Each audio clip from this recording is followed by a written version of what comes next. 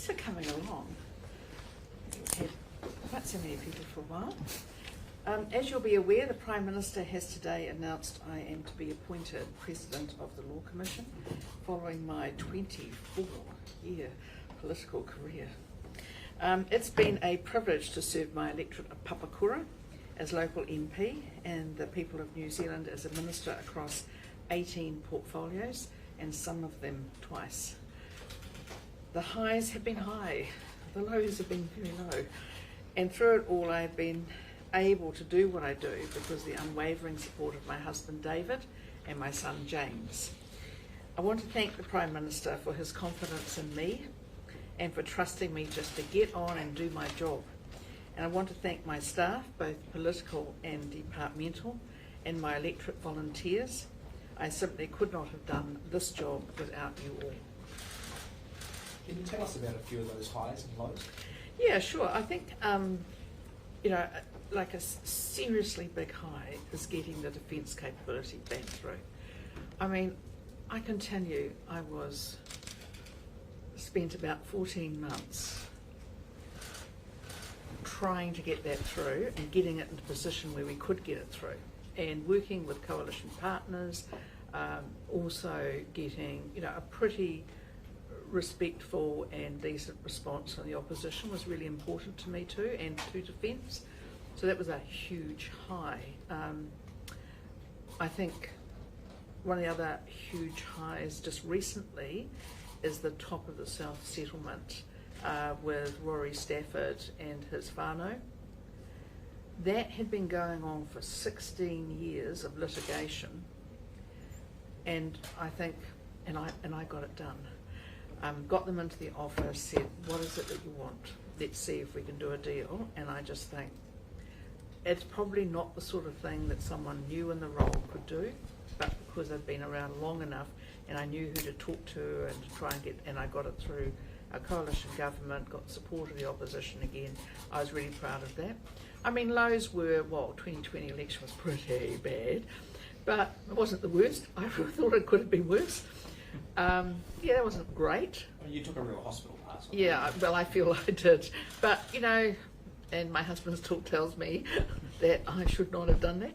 But the thing is that sometimes you just got to step up when you want to run away from it. And I felt like I did what I could do, the best I could at that time, and with what I had to deal with. So that was pretty bad.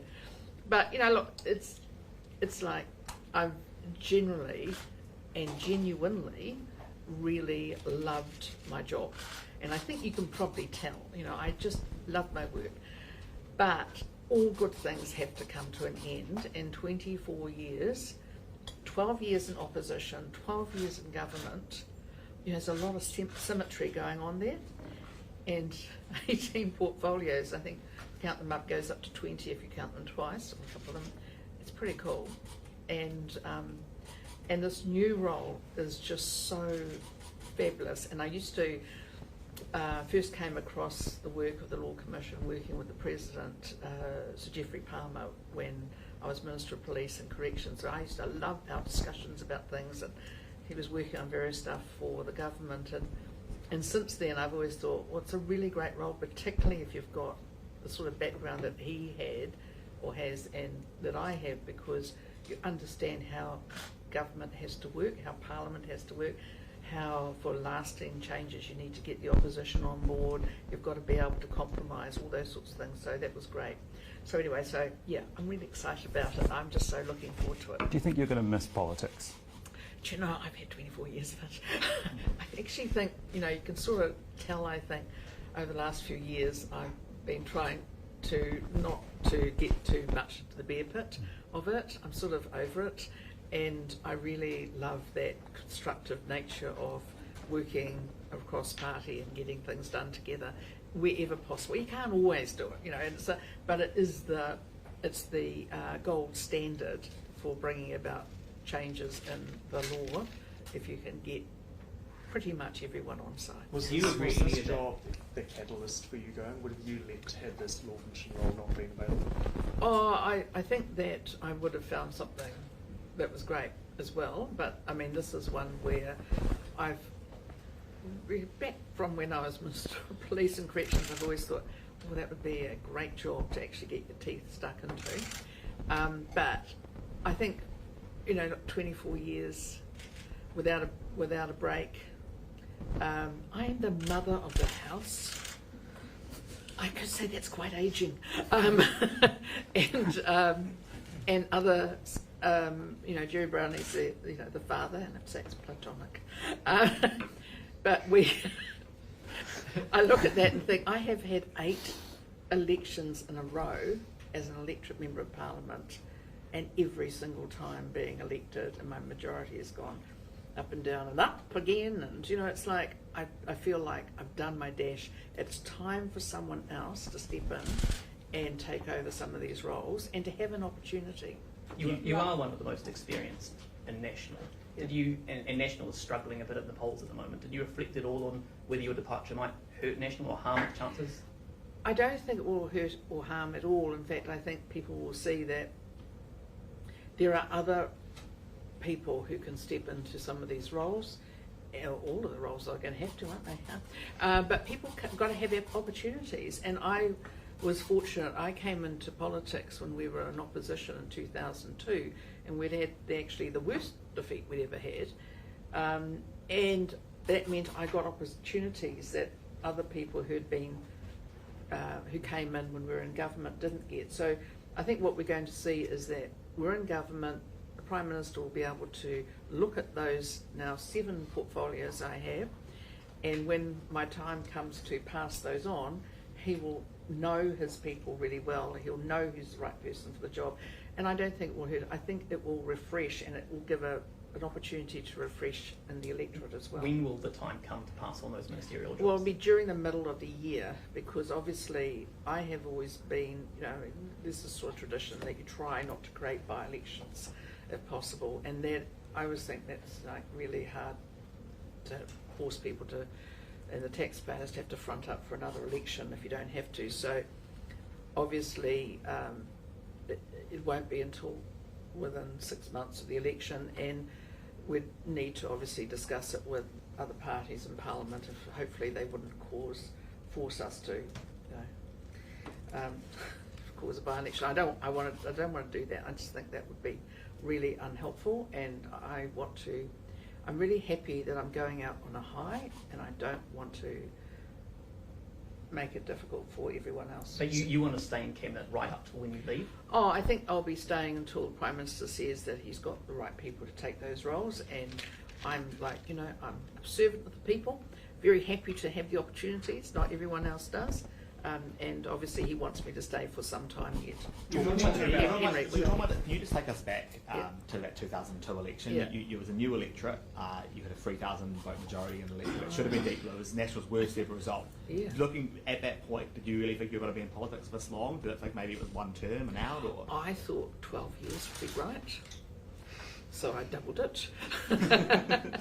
I thought, that'll be about right. But it's so fascinating, the work, and I've been fortunate to be able to pretty much change my portfolios every 3 years or so, and in fact, because I need to constantly learn new stuff, because if I don't, I know that it gets a bit dull.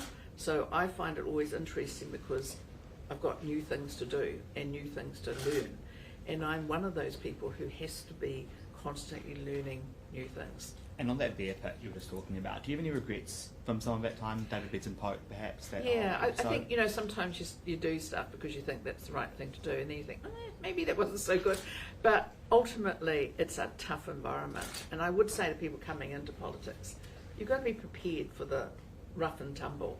It's a brutal environment at times, but actually, the longer you're there, the more you get to have relationships with people and get to know them as human beings. I mean, I was so pleased to see some of the comments today from Barbara Edmonds from the Labour Party, who worked with me when I was Minister of Revenue. People like that, you get good friendships. Obviously, don't agree on everything.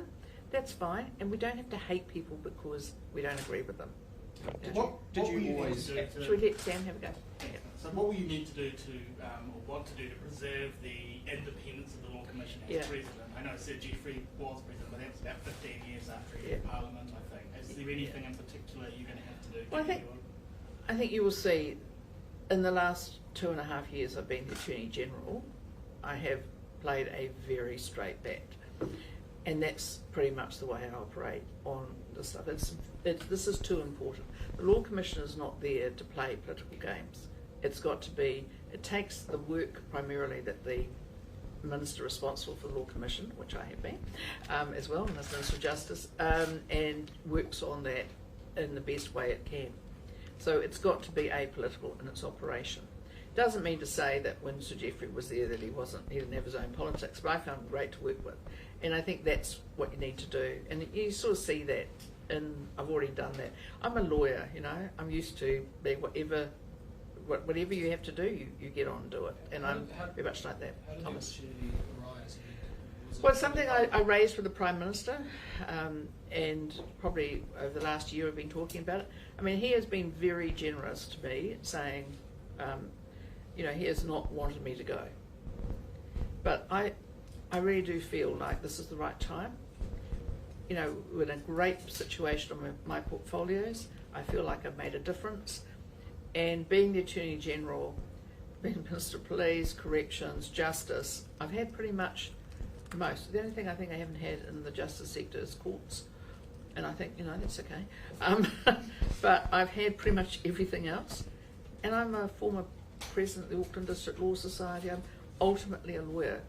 And I really love it. And I love research. And I love writing stuff. And I won't be writing anything too spicy soon, I can tell you that. I'll be very much, I think I'll be writing reports. You're not working on your murder mystery novel? No, but it's such a good idea. And if I get some time at some stage, maybe. I don't think I'll have time. Last July you said you could see yourself staying here for another decade. Yeah, but actually, you see, but then I had this other idea. And the other thing is, it is important. I mean, you never say in politics you're about to go unless you are actually about to go. I mean, gosh, you know, learned a few tricks over the years. You don't do that. So the thing is that the roles I've had and being in Parliament is incredibly interesting. As long as you've got a mind that wants to learn new things and you're willing to go and try every portfolio you're asked to do. I mean, look, I think I made Internal Affairs quite interesting when I did it. I ran it all on gambling and stuff. I mean, you can do anything. You can make something out of anything in this place. So, Jamie, you had a question? You said that the Prime Minister didn't want you to go. Well, I don't think he didn't. He wasn't saying, would you please go, Judith? Yeah, so he never raised no. having, like, space in Cabinet by No, he was very clear. And obviously our discussion's confidential, but he was very clear that he... you know, I shouldn't do it unless I want to do it. He was very clear and very generous, and you know, I really feel he's been great for me because he's let me get stuck into anything that I want to get stuck into, and he's really backed me. And you know, every Prime Minister has the things they're great at. From my point of view, he's been great to me, and he's been great at letting me do all the security stuff together. It's been fantastic. Has he been the best Prime Minister you've worked for in terms of that? Well, I don't wish to be mean to anybody. They've all been lovely. But I must say I really, really like Chris Luxon. I mean, I just, from my point of view, getting defence, security agencies, Attorney General together, then the bonus public service recently, space, digitising government. These are big, and there's also some fun in them too. So you've been quite a polarising figure over your time in politics. People say that. I don't find myself polarising at all. What would you say to people who look at this, this bipartisan role you're going to and who haven't liked you over your career? What would you say to them to have a fresh look at you? Well, I think they should actually look at the record rather than the rhetoric. And, you know, I think people know, and I'm really proud of the fact that we run a really good office here. And I always have. I mean, you know, Barbara Edmonds said I was the best boss she'd ever had. Should tell you something.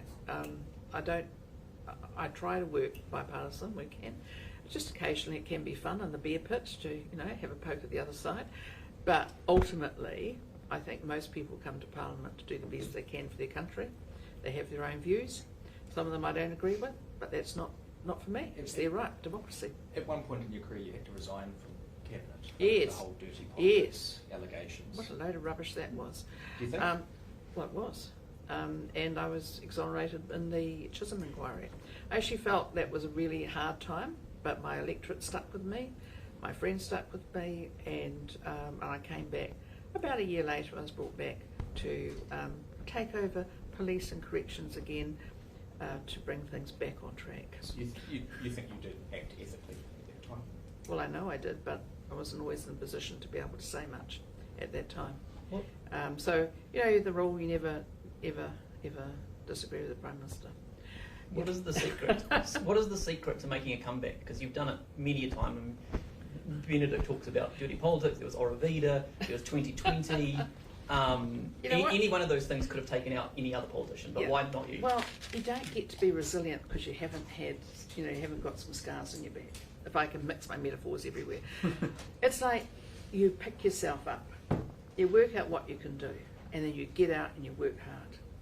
That's what you do. So when I think about the opportunity I had to make space a portfolio in opposition, that was one of the things I did as opposition leader, and it is now a ministerial portfolio. I took technology, which people thought I was nuts to talk about in the 2020 election. I've got to say it was probably nuts to talk about the 2020 election, but it's an incredibly important part now of our economy. And I know that I did that. So what I do is, in opposition, I thought, I took up issues, I went and did the work. You do the work, you go and see people, you work it through. What you don't do is make it all about yourself and have a little cry about it. You get off and do the work and be very grateful for the people who vote for you to get you here. Do you expect those portfolios to remain in any cabinet reshuffle, or do you think they could be, lost in a reshuffle, merged in with other? Well, as I said, it's always up to the Prime Minister, but the Prime Minister is very keen on technology and space, so I would expect he will make his own decisions. But I guess I know what I think. I mean, the space is now double in terms of its contribution to GDP that it was a few years ago. It is fast growing. Technology is fast growing. It's critical. So I'm sure he will do whatever he does. He's very good at understanding what's going on in the world. Have you been vouching for any of your colleagues to take on the roles? Yeah, I think I have two little things. I would say, obviously, that's up to the Prime Minister. Secondly, I always think I try to never be someone who tries to dictate who my successors might be.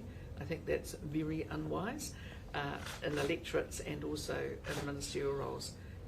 But yeah, Prime Minister will deal with it as he wants. Do you regret not making it to become Prime Minister? No, please be no. I mean, leader of the opposition is a really awful job, really horrible.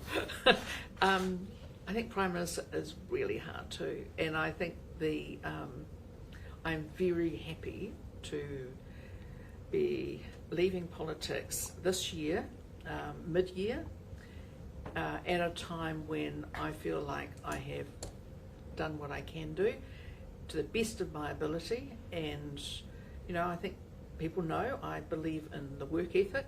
I put everything into it, and I really want to get away from the politics. I actually just want to do what I'm going to do, which is law. Will you ever sheath the Crusher Collins nickname, do you think? Oh, yes. I mean, I didn't give it to myself, did I? I mean, honestly. The trouble with nicknames like that is it becomes very... it stops people having to think about you as a human being, and I think that's the hard thing with it. But it also gives people permission to be mean. So, yeah. Is there any chance you'd look at another political role, maybe not No, on national level? No. I remember someone some years back suggesting that, and me basically going, "Do you think I'm that stupid?" No, it's great. What about Governor General? No, I'm not the Governor General. Not right now. No. Would that be something that It's you'd consider if you were just offered it? I always think it's good not to get ahead of yourself there, Jamie. I think I've got a big job coming up. That's what I'm on to, and I love the thought that I will be back doing law and then taking all the knowledge I have and helping to make it. And I mean, people say, can you be able to? Absolutely. God's sake. I mean, look what I've done as Attorney General. You wrote a book called Pull No Punches. Yep. Anyone that you want to have a go at now on your way out the door? I always see, this is one of the things I say to people too, actually. This is one, ask me about, basically how do you come back and stuff. Yeah, just don't indulge in that. You know, it's like, be above it, just keep going. Sometimes it's so tempting to give in, but don't. Be above it all. And, you know, and I love the fact, I think people do sometimes say, how come I'm so resilient? I say, well, actually, it's because I've had to be. But, yeah. You've had more ministerial portfolios than I think anyone. I think so, I'd say. in history, And that we probably. can tell. Is there a favourite among them, of all of them? I Police, love all my maybe? children. No, I love them all, but I think I actually enjoy all of them, and I think that's the secret of being a good minister, is to, whatever the portfolios are, do the very, very best you can, and to absolutely love them. If I were to say, being the Attorney General and being the Minister of Defence would actually be an enormous highlight, that would be true. I specifically wanted to be the Minister of Defence for many years, and this time I got to do it, and I got to make a difference. And the good thing is I came in at a time when we absolutely needed to have a difference made, and I think I did that. How has politics changed since 2002? I think you find social media, you know, I mean, and that is far more, you know, trolls and all that sort of stuff. And I'm going to give some very good advice on this, whether you like it or not, I'm sure you will, is that I do the block and delete on trolls. And I think everyone in politics and journalism and those of us who get, you know, attacked by anonymous keyboard warriors with, you know, made up names, just take charge. And the way to take charge, block and delete. And I have been so successful in quite a few reports I've been able to make onto the social media people and had these people taken off. Excellent. So I feel like, you know, you take charge. Don't put up with it because it's brutal. Is Cameron Slater a troll? Well, I'm not going to go down that pathway. I'm not naming people. Jamie, you're very naughty. I'm above that.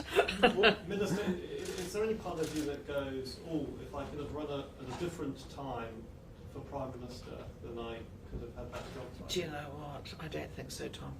I reckon that I'm just a bit too direct.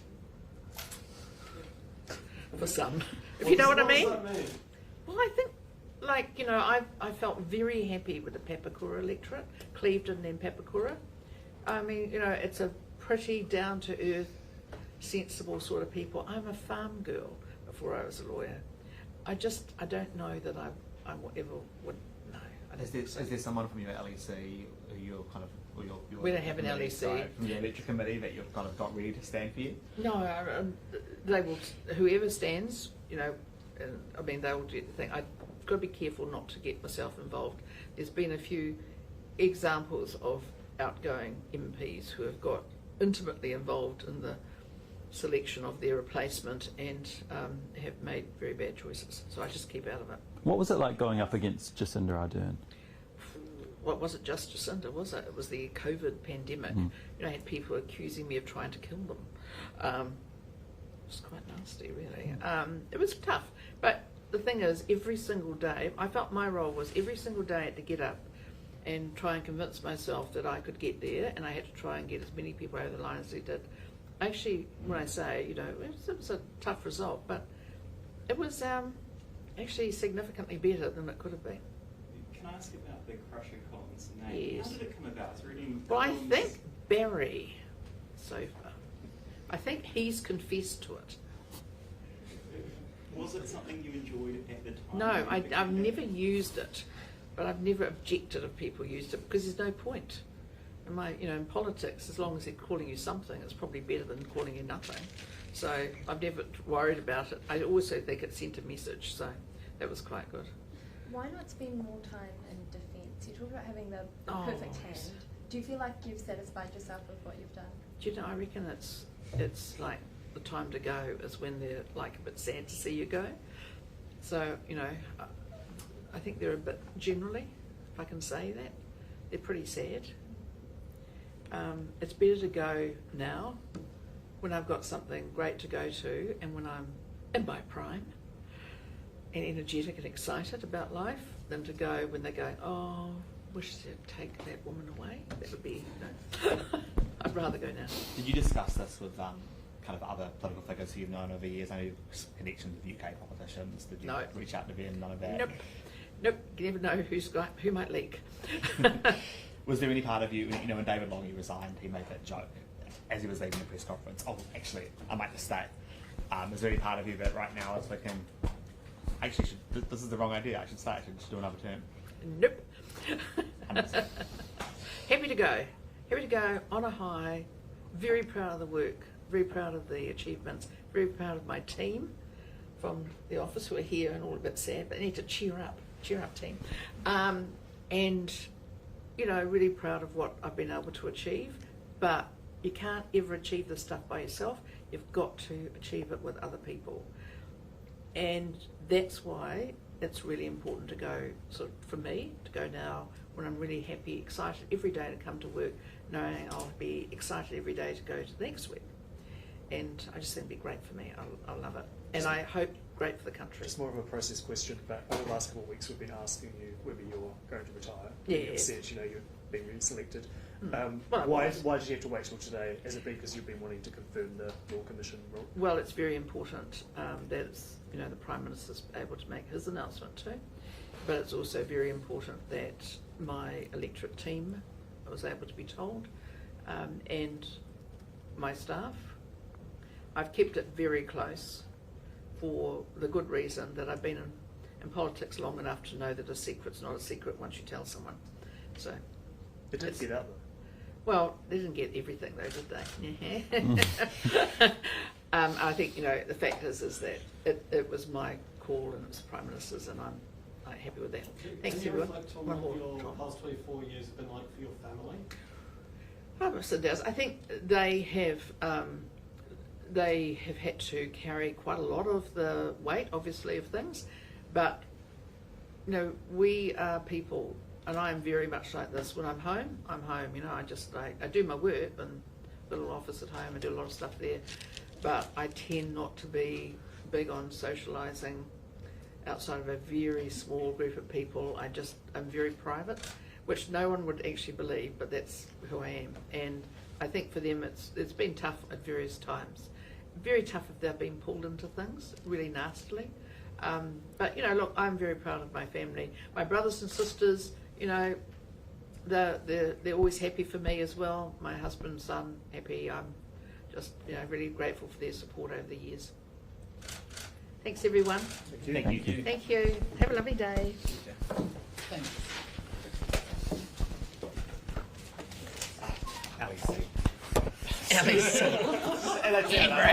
Wrong. Get ready. I tried not to be too mean. But I thought you did